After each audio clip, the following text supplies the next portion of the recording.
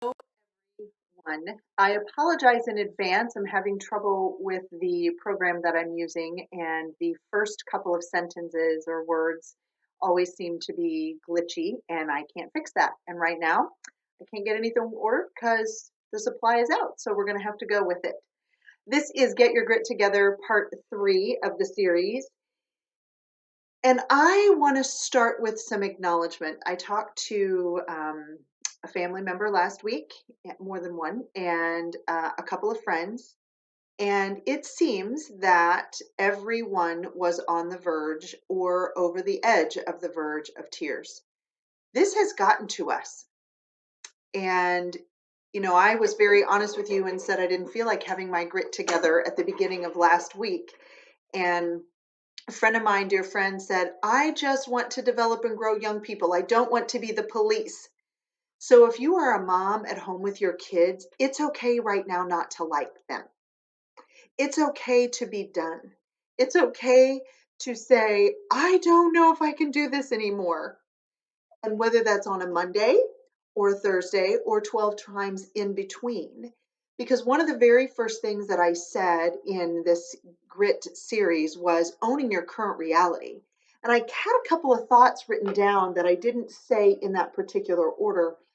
So I want to offer that to you in this part 3. One, what are the emotions that are running through you, your children, your family, all those things? What are the emotions that are different in each of the people in your household?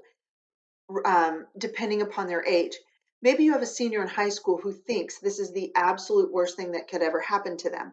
Now, we as grown-ups who are a little older and have a little more experience in our runway know that's not the case, because you look back in high school, you do remember, but it's not everything. But right now it is. And there's sadness in their sports and all those things they're not getting to participate. So, what are the emotions that you're managing and other people? Number two, what are the disruptions that keep coming at you that you didn't ask for and that are different? And if you're watching this and you're in the state of Illinois, you know that we're still a month yet from really being able to open. Friends in Missouri and Indiana that I have are starting to open, and I can feel the lightness coming back. But as we start May, I have to say I'm still a little bit heavy in it. So, what are those emotions? What are the disruptions? What are the loss of freedoms that you have felt? Maybe it's you have parents who have a wedding anniversary and you can only do a drive-by. Um, coolest thing over the weekend, a little boy across the street turned 6 and the fire truck comes, which I have to say was hilarious because there were neighbors who were out walking and they came down the street thinking their house was on fire. I was going, no, it's just because he has a 6-year-old birthday. So there's some humor in it. Um, what is the change in your physical space? I know for me, my husband and I, he's working from home more, so I moved into my own office, changed a bedroom over, and did some painting and some things to make it my space because there's a loss of control there, a loss of freedom. And then what are the rhythms that are disrupted? I was on a call this morning and she's the mom of 3 and she said, we don't get up quite as early as we used to before this. And so what about the food rhythms? I mean, are your children and the people in your house savages and all they can do is eat all day long? So those are different rhythms as well. There's bathroom rhythms, there's bedtime rhythms, and so those are real things that are happening that can help us or contribute to our loss of grit or grip or whatever you want to say.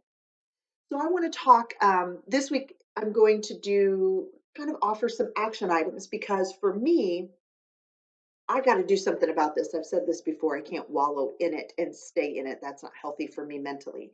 So, one of the things that I did was sit down and create an ideal week. And I know I have friends who've done this with their husbands actually and said, what's our ideal week as a couple? And now we have our children back. What's our ideal week? And I know that I'm a morning person. I am thinking in the morning, I am active, and so the deep work kinds of things. So I set up an ideal week, and I'm happy if you want to private message me and say, what's that look like, or how do you walk through that? I'd be happy to do that. That's been very helpful because it's given me permission to do things at different times of the day and not feel like I have to stay in front of my computer all day long and be tied to that. So just creating an ideal week.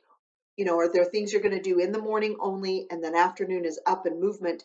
What do lunches look like? Are you going to eat in front of your computer? Are you going to have a lunch with your children? Are you, with your work day? What does that look like? So that's my tip for today is the ideal week. I will be back next time to talk about setting a timer and doing some things to block time to help that distractibility because I know I'm feeling a little bit distracted and I can't get things accomplished. So that's Get Your Grit Together Part 3. I hope you're having a wonderful day today and reach out if you have questions. I'm happy to walk through things with you. Until next time.